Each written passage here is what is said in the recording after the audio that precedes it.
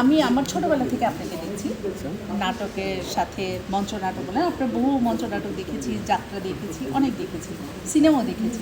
কতগুলি সিনেমা করেছেন দাদা? আমি সিনেমা করছি মোট 9টি। আচ্ছা, আর করতে পারিনি দুটা কারণে। একটা কারণ হলো প্রবীর দাস ছিল আমার তৎকালীন গার্জিয়ান।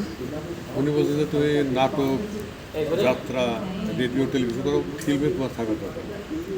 এবং ওনারা যখন আনোয়ার হোসেনকে নিয়ে বিভিন্ন জায়গায় শো করতে যেতেন, সুব্রতকে বলতো, তাপসকে নিয়ে। দুর্গা আছে না, যাই হোক, ছবি তুলছে না, উনি আমার ওই ছবিতে আমার মেয়ে অলরেডি আজকে প্রিন্ট করার জন্য নিয়ে গেছে।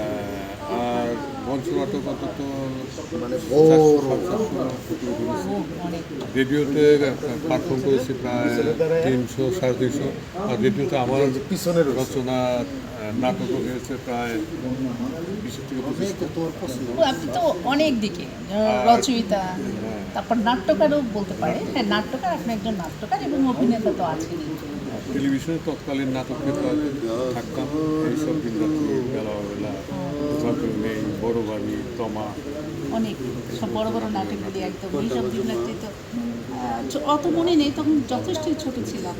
তো তখন আমার ইয়ে লাগছে কোথাও কেউ নেই, বাকের ভাই নাটক। আমি ওসি ছিলাম।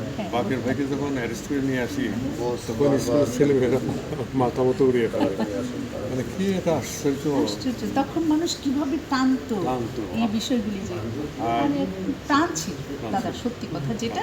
তখন এই যে আপনাদের যে অভিনয়, সেটা কিন্তু প্রাণ ছিল, যে না ওটাই এটা আসল রিয়েল, এই জিনিসটা এখন বড় পাওয়া কথা আগে দেখা গেছে যে প্রত্যেক বাড়ির অন্তত মা বোনেরা তারা ওই নাটকের জন্য অপেক্ষা করতো কখন হবে।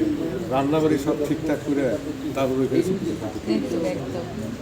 তো যাই হোক, এখন জানি না, এখন সেই দিন আবার কিনা।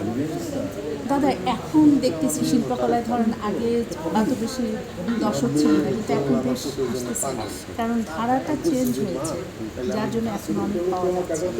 তখন দা ভালো থাকবেন, ভীষণ ভালো থাকবেন। তাপস তাপস দাস, সরি সরি, তাপস দাস, এটা আমি তাপস দাস, এই জায়গাটা পুরা নাম একটু বলুন। তাপস সরকার। আচ্ছা, তাপসদাকে পেয়ে গেলাম। তো তাপসদাকে পেলে আমি কি একটু ভিডিও না নিয়ে পারি, সেই জন্য এটা নিয়ে নিলাম। শুক্রিয়া দাদা।